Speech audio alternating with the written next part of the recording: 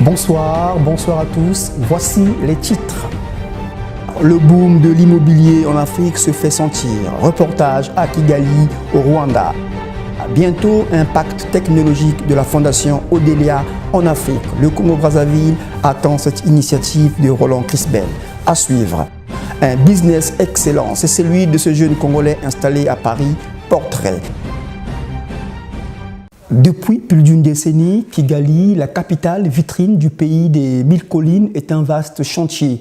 Les immeubles et maisons d'habitation sortent de terre pour espérer atteindre les objectifs de la vision 2020, transformer le Rwanda en un pays à revenu intermédiaire. Le Rwanda se rêve en Singapour de l'Afrique et a élaboré un master plan à atteindre en 2040 qui veut totalement transformer le visage de Kigali.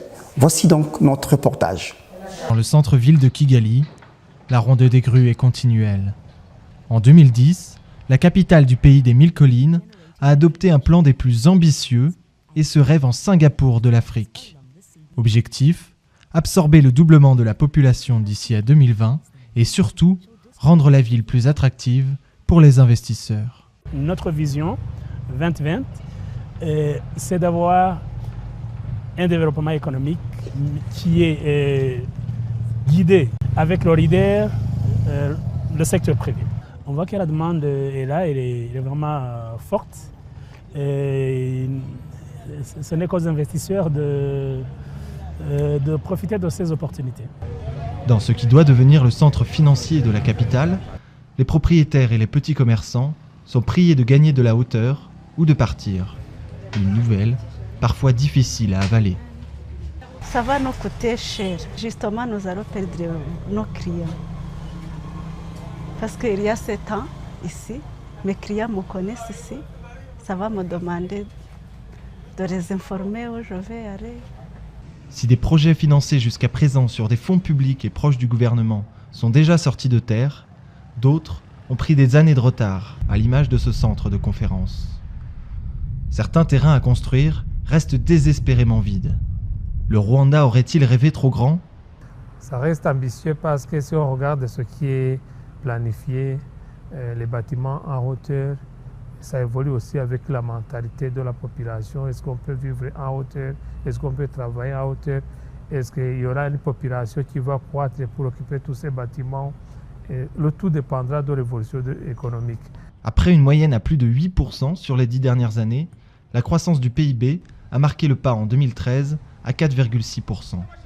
Même si les prévisions pour 2014 sont de 6,5%, les investisseurs extérieurs ne se pressent pas. J'entends souvent de la part de nos clients une certaine crainte au vu des 3 ou 4 gros projets qui sont quand même d'une certaine importance qui ont été faits, disant moi je vais construire mes 16 étages dans 3-4 ans, est-ce que le marché ne sera pas saturé? Certains observateurs pointent même un risque de création de bulles immobilières si la capitale continue de se développer à marche forcée. Mais les autorités démentent et rassurent, comme Rome, Singapour ne s'est pas fait en un jour. Une société dans les nouvelles technologies, Odelia est un cabinet d'expertise et de conseil sur les technologies de l'information, dirigé de main de maître par Roland Crisbel. Ce jeune ingénieur franco-congolais s'est vu confier des missions d'expertise technologique sur le continent africain. Roland Crisbel vient de mobiliser les intelligences congolaises autour d'une fondation qui porte le nom de son business, Fondation Odelia. Objectif, fournir à l'Afrique une expertise technologique dans le développement des infrastructures. Pour démarrer cette transformation, Roland Crisbel prévoit de commencer son business au Congo. Nous étions présents au lancement de cette fondation à Paris. La fondation se donne pour objectif d'initier des projets suffisamment assez ambitieux pour pouvoir accompagner l'émergence et le développement économique des pays en Afrique, en particulier au Congo. Donc le choix de cette date s'inscrit dans la perspective de rencontrer l'ensemble des candidats aux élections présidentielles qui vont avoir lieu au Congo-Brazzaville le 20 mars 2016. Il est évident que la technologie a fait rentrer l'homme dans une nouvelle ère de son histoire, ce qui veut dire très clairement que la technologie nous permet aujourd'hui de se vêtir, de se déplacer, de se faire soigner, de s'éduquer partant de ce constat, il est évident qu'on ne peut pas imaginer la croissance, le développement ou l'émergence des pays d'Afrique sans que la maîtrise de l'outil technologique ne soit au cœur du dispositif. Ce n'est pas possible. Donc le pacte technologique est une vision, est une ambition qu'on s'est donnée de pouvoir lier le développement économique, socio-culturel du Congo par l'outil technologique. Donc là j'ai parlé aujourd'hui des écosystèmes africains, donc qu'est-ce que finalement aujourd'hui la technologie peut apporter à la fois dans le monde et aujourd'hui en Afrique.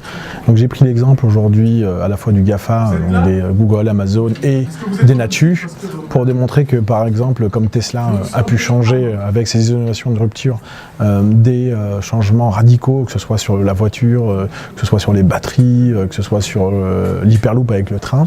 Et je pense que nous aujourd'hui en Afrique, certaines startups sont capables, avec l'avènement maintenant à nouveau de l'électronique, de pouvoir créer des objets connectés, puisque aujourd'hui le coût des capteurs ou que ce soit des Arduino nous permettent finalement de créer des premiers prototypes. Donc je pense que nous on a une capacité aujourd'hui, vu la taille du continent et le nombre de jeunes qui sont intéressés par les nouvelles technologies, on est capable aujourd'hui de créer ce genre de start-up, des objets connectés qui vont pouvoir faire finalement en sorte qu'on puisse faire des vrais changements technologiques de tous les jours. Je suis venu ici parce qu'effectivement je suis congolais déjà. Et quand on parle du Congo, ben forcément ça m'intéresse. Donc c'est avec grand plaisir que j'ai accepté cette invitation. Et surtout pour montrer également la continuité de notre vision, même pour le Congo. Puisque sans doute, on a déjà des clients au Congo qui utilisent nos produits aujourd'hui. Donc je pense qu'aujourd'hui c'était vraiment un soutien que j'apportais à cette fondation qui vient d'être lancée avec comme objectif promouvoir la technologie au Congo et déjà sur un marché où nous sommes. Donc on n'est pas concurrents, c'est une fondation, nous sommes une entreprise commerciale. Donc je pense qu'on a plutôt des synergies à ce niveau-là, donc je suis venu les encourager. Et le pays aujourd'hui est, on va dire, un tout petit peu en stagnation. Donc moi ce que je voudrais c'est que le pays évolue et dans cette dynamique inscrit dans le projet aujourd'hui dirigé donc par Chris Bell qui est le président de l'association, enfin de la fondation, je pense que les retombées seront beaucoup plus importantes pour le Congo dans un avenir qui n'est peut-être pas proche, mais aujourd'hui on a compris que les intérêts économiques sont très forts.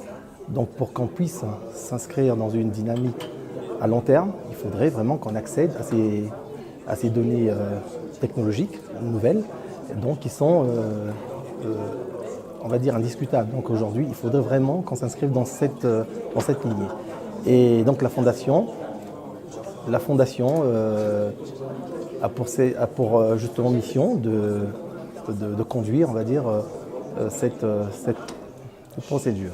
Je crois personnellement, moi aussi, mon souhait, ça serait que l'outil technologique soit accessible à tout le monde. Donc c'est vraiment un bon projet qu'il faut encourager.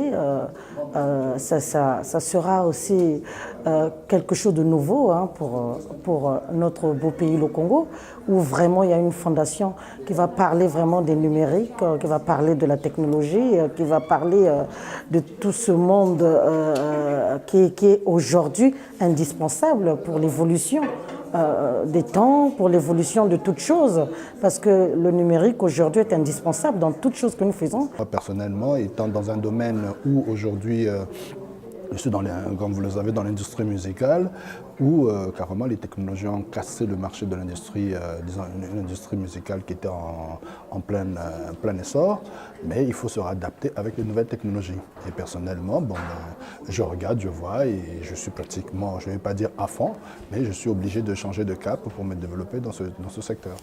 Voilà une initiative à soutenir.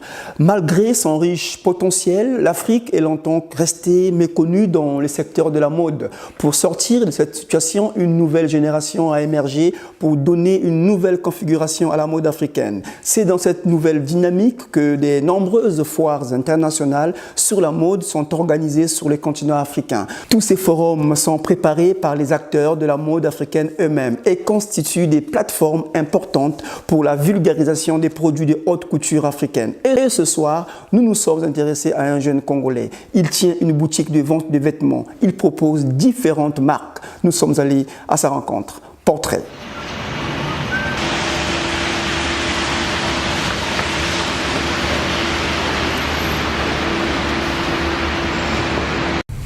Alors, voilà à quoi ressemble un blazer. Hein. Je sais que tout le monde connaît un blazer, mais avec des boutons dorés ou des boutons argentés.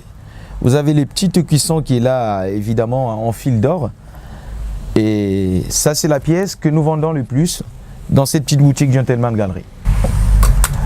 Alors, sinon, après, vous avez des costumes. On peut l'avoir, évidemment. Ça, c'est un style british, hein, un petit carreau. Mais vraiment toujours de chez Emmanuel Kahn. On voit les finitions. Bon, pour ceux qui ont l'habitude d'acheter Emmanuel Kahn, il n'y a pas vraiment à leur expliquer grand-chose. C'est bien fini, c'est des produits qui sont en laine. Et ici, on peut encore vous ramener à ce que j'appelle les détails. La petite palette, les nœuds papillons en soie, alors qu'il faut nouer soi-même, où il y a des nœuds déjà qui sont déjà faits à la base. Mais sinon, ça c'est les détails, c'est des produits, souvent on n'y pense pas. Un petit nœud papillon, ou évidemment les pochettes en soie. Vraiment la spécialité, c'est d'habiller l'homme dans un style beaucoup plus présentable. On reste strict dans notre vision des choses, strict au style qu'on donne à la boutique. On ne fait pas, je vais dire, je mets du rouge, jaune, vert, voilà, si je peux le mettre, mais vraiment je dois voir dans quelle structure je vais les mettre. Et aujourd'hui, la petite boutique Gentleman a une diversité des clients, des couleurs, des races. Donc voilà, il y a les Européens, il y a les Américains, il y a tout le monde qui vient. Et surtout ce réseau Facebook qui nous aide beaucoup. Donc il y en a plein aussi qui achètent de loin. Quand j'arrive ici, quand je viens déjà, c'est la qualité, comment on nous reçoit. Et les produits sont bien présentés, donc du coup je trouve automatiquement mon bonheur. Donc c'est tout le temps que je viens. Chaque saison, des fois c'est enfin, là on est en hiver et j'ai pris un manteau. Donc ce que vous voyez, ça vient d'ici. Donc voilà, c'est un magasin que j'aime, que j'apprécie et voilà, je trouve mon bonheur ici. Dans les projets d'avenir, on se dit bon, je serai telle personne, je ferai ceci, je deviendrai telle personne, ou je m'investirai dans tel business. Mais pour ceux qui me connaissent, qui sont des amis d'enfance, j'ai toujours eu cette habitude, même à l'école, je vendais quelques articles que j'essayais de ramasser. On connaît un tout petit peu notre beau pays Brazzaville, le Congo, et donc prendre quelques articles que je ramenais deux fois à l'école à revendre à un prix intéressant, et moi j'achetais à un prix dérisoire. Et donc c'est vraiment, je peux dire, c'est quelque chose que j'ai depuis le bas âge. Donc arrivé aussi en France, je me suis dit pourquoi pas se lancer dans les vêtements. Alors on donne le maximum qu'on peut et créer quelques amitiés qui peuvent t'aider évidemment à avoir un petit truc pour exposer ce que tu veux. Parce que la mode, moi ce que j'appelle ici temple de la mode masculine, et cette idée vient tout simplement parce qu'il y a quelque chose qui est en soi, qui est totalement inné, qui est comme un don. On a envie de vendre, malgré qu'on sait faire des fois quelque chose d'autre dans la vie, mais cette envie de vendre, voilà, est là. Voilà, sans transition, une radio associative diffusée sur la bande FM en Haïti et sur Internet, dirigée par la communauté haïtienne et qui propose divers programmes du culturel à l'économie. Basée en région parisienne, cette radio parle des problématiques afro-antillaises. Un exemple à suivre pour la diaspora du Congo-Brazzaville pour mettre en place une radio qui donne la parole aux Congolais. Regardez. Vous êtes toujours sur RSI Radio Sud International et dans votre émission Parole des femmes, spéciale Saint-Valentin. Il est doux d'être aimé pour soi-même. Pierre de Beaumarchais. Oui, c'est un jour spécial pour l'amour. Mais je suis contre un homme qui va offrir que ce jour-là et après il t'oublie. Ça n'aura pas d'importance dans ces deux sacs dont on parle, les hommes, les personnes, les femmes aussi, qui ne sont pas... Ben oui, on n'est pas féministe. Oui, j'entends ce qui est dit, j'entends tout à fait, puisque ce sont des faits sociétaux qui existent, hein, qui sont répertoriés depuis la nuit des temps, donc ils existent en tant que tels. Parole de femme est une émission avec différentes rubriques. Nous avons notre rubrique Femme du jour. Dans cette rubrique, nous mettons à l'honneur une femme chaque jour, que ce soit une femme haïtienne ou une femme internationale qui a marqué l'histoire ou qui est actuelle et qui fait des choses extraordinaires dans l'histoire. Nous avons la rubrique Invité du jour parce que chaque dimanche, on reçoit un invité, que ce soit un homme ou une femme. Nous avons notre rubrique Féminité Beauté où on donne des conseils beauté. Nous avons notre rubrique Vie pratique où on parle de famille, des bons plans famille, voyage, beauté, etc.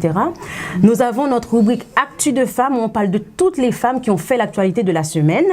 Et notre rubrique Parlons d'amour où nous échangeons sur un sujet de la vie à deux. C'est un débat qui clôture l'émission chaque dimanche où les auditeurs sont invités à téléphoner pour participer à ce débat. Merci pour tous ces Valentins et Valentines qui nous écoutent. Merci pour eux et bonne fête de Saint-Valentin à toi également, Créola. La date à laquelle nous fêtons la Saint-Valentin est un héritage. On vit dans un monde où on dit que les femmes sont les sans-voix. On n'a pas beaucoup d'émissions. Je crois que c'est la seule émission dans la radio RSI qui mettent les femmes à l'honneur. C'est très important de mettre les femmes à l'honneur parce qu'on dit que la femme c'est la mère de l'humanité, hein, c'est ça. C'est elle qui donne la vie. On dit derrière chaque homme de pouvoir il y a une femme. Alors pourquoi pas de mettre les femmes en valeur. Comme vous pouvez le voir, vous êtes dans nos studios où nous réalisons nos émissions. Il faut savoir que RSI, donc anciennement c'était Radio Vision Plus, qui est devenu par la force des choses RSI à cause d'un problème, on va dire administratif en Haïti, puisqu'il existe déjà une radio du nom de Radio Vision Plus. Donc nous avons dû rebaptiser la radio et donc depuis nous fonctionnons avec ce nom RSI, qui signifie donc Radio Sud International. Donc la radio elle est diffusée sur le web à l'étranger, donc en diaspora et n'importe où dans le monde, mais c'est une radio FM en Haïti qui émet sur le 103.9 dans le grand sud d'Haïti, à savoir également l'île de la Gonâve. Nous couvrons un très grand périmètre, ce qui nous permet de pouvoir nous adresser à une grande frange de la population haïtienne. Nous avons des programmes socioculturels, pour l'instant surtout à dominante culturelle, musicale on va dire, mais nous avons pour ambition de diversifier cette grille des programmes pour pouvoir et aussi parce que on a aussi adopté un slogan qui est RSI, la radio citoyenne.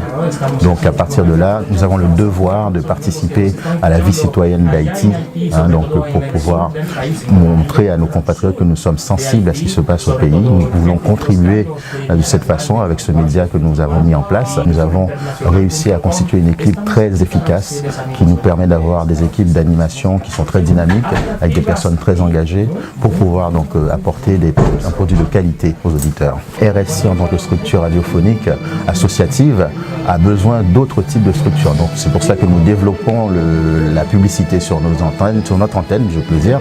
Donc nous avons déjà pas mal de pages de publicité qui tournent. Nous prospectons d'autres annonceurs parce que finalement, pour faire tourner cette machine, il faut des moyens financiers. Partant de cela, nous avons donc une responsable de la publicité qui prospecte, également la responsable de la communication et du marketing fait un travail aussi dans ce sens pour attirer donc des annonceurs pour pouvoir donc avoir des ressources suffisantes pour fonctionner. Voilà pour ce reportage. Les jeunes Africains partis faire leurs études aux États-Unis ou en Europe sont de plus en plus nombreux à revenir dans leur pays. Ils retournent sur leur terre natale à la recherche de meilleures perspectives qu'en Occident où le marché du travail en ce moment est en berne. L'Afrique, un Eldorado pour les diplômés africains, c'est maintenant.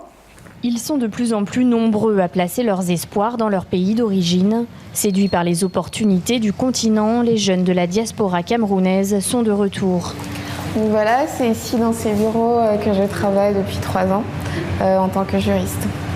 Avec un double diplôme en droit et management obtenu à Londres, Alexandra a décidé dès la fin de ses études en 2010 de quitter l'Angleterre pour explorer les possibilités professionnelles dans son pays natal. On était au milieu d'une crise économique. Il n'y avait pas énormément d'opportunités de travail, que ce soit pour les nationaux, les ressortissants européens, et encore moins pour les non-européens comme moi. Alors qu'ici, il y a de plus en plus d'opportunités de travail, il y a de plus en plus de PME qui se créent, il y a de plus en plus de multinationales qui viennent s'installer au Cameroun. Et il y a un besoin pour des compétences locales et des opportunités à saisir. Attirés par une croissance annuelle qui gravite autour des 5% et des marchés encore inexploités, les jeunes de la diaspora camerounaise reviennent également avec l'objectif d'investir sur leurs propres terres. C'est le cas de Calvin, 29 ans, qui fut l'un des premiers à se lancer dans l'aventure du bio au Cameroun. C'était il y a 8 ans. On avait remarqué qu'il y avait un véritable potentiel au niveau du développement de l'agriculture biologique ici au Cameroun. De par la diversité de climat et la diversité de terres, on peut produire vraiment énormément de choses. Et en agriculture biologique, il y avait un boulevard vraiment bien tracé pour pouvoir s'intégrer sur ce marché. C'est le type d'opportunité qu'on peut avoir vraiment dans beaucoup d'autres domaines au Cameroun. Ananas, fruits de la passion, papaye, Africa Bio exporte aujourd'hui plus de 100 tonnes de fruits frais chaque année à destination du marché européen. Un succès pour ce jeune chef d'entreprise et il ne compte pas s'arrêter là. D'ici quelques semaines, on va lancer une production de jus de fruits bio qui sera exclusivement destiné au marché local. Je pense que c'est vraiment un des rôles fondamentaux de la diaspora de ramener aussi des idées et des concepts nouveaux. C'est important de proposer ce genre de choses sur le marché local pour augmenter le standard qualitatif du pays. Expertise, compétences, idées, la diaspora africaine a beaucoup à apporter au continent. Chaque année, environ 1 millier de jeunes Camerounais formés à l'étranger reviennent s'installer dans leur pays d'origine. Une aventure loin d'être facile. On estime qu'un tiers d'entre eux finissent par abandonner leur projet au bout de quelques mois, déstabilisés par un environnement des affaires trop éloigné de leurs habitudes. Parmi les entrepreneurs de la diaspora comme moi, beaucoup ont été à l'étranger pendant longtemps. On a été habitué à une autre façon de faire du business. Donc c'est un grand défi d'essayer de comprendre la culture locale, de dépasser ces barrières qu'on peut avoir, d'accepter que le pays soit différent et que les choses ne fonctionnent pas de la même manière. Il faut s'adapter pour réussir ici. Cinquenti a réussi son pari d'implanter au Cameroun un système innovant de paiement des factures. C'est grâce à l'aide d'Africa BIB. Cette structure d'accompagnement offre de précieux conseils à des jeunes entrepreneurs trop souvent démunis face au manque d'informations sur les réalités du terrain. Beaucoup de gens de la diaspora veulent rentrer. Ils veulent monter leur entreprise, travailler ici au Cameroun ou dans d'autres pays africains. Mais malheureusement, ils n'ont pas de soutien. Ils n'ont pas les informations de terrain sur les bons projets, les endroits où aller, les partenaires à rencontrer. Chez Africa Business and Information Bank, on essaie de leur fournir ces services. Mais nous pensons que malgré le fait que les gouvernements africains aient compris l'intérêt d'attirer la diaspora, ils doivent faire plus. Il faut se rapprocher de la diaspora, les financer, leur donner toutes les informations pour les convaincre de revenir. D'après la Banque mondiale, plus de 30 millions de citoyens africains vivent en dehors du continent. Mais dans les bars branchés de Douala et Yaoundé, la communauté des jeunes qui ont fait le pari de rentrer ne cesse de s'agrandir, pleine d'ambition pour l'avenir de l'Afrique. Voilà, c'est la fin de ce magazine. On se retrouve la semaine prochaine, même chaîne, même heure, avec le même plaisir. Au revoir.